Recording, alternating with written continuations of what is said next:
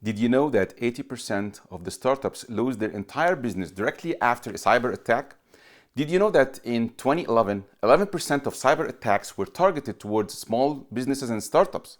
Today, these attacks are at 36%. Let me tell you a story from one of my clients who are running their entire applications on AWS. They run a social network platform and they are building their entire business model on it. They were a victim of a cyber attack on their AWS account, and tens of compute resources were stood up by the attacker in their account for Bitcoin mining. The reason behind this attack was because the client were not following the identity and access management best practices. They were sharing their access keys and credentials with different development teams overseas, and consequently, they were vulnerable to this attack. When they approached me, I worked with them to change all the keys and credentials after removing these malicious servers. Then we worked with the teams to ensure that they are following the identity and access management best practices.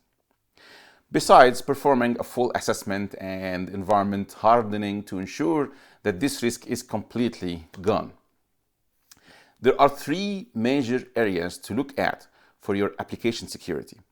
The first area is identity and access management, so no root accounts should be ever used for day-to-day or for admin tasks, nor can it be shared with anyone, but it should be kept with the sole owner of the account. The second area is the network security. Applications running on the internet should be placed within a secure network with network-level access control and the correct subnet architecture to ensure maximum security for the applications and resources. The third area is data. Data is the most important asset for your business, small and large. Compromising your customers' data is a sure way to kill your business and get you in legal trouble.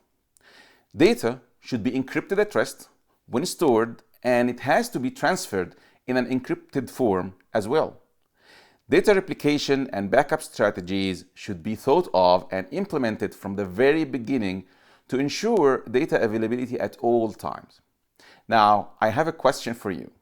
For your startup applications, what measures have you thought of or implemented to protect your business in the three mentioned areas: identity management, network security, and data? Let me know in the comment below.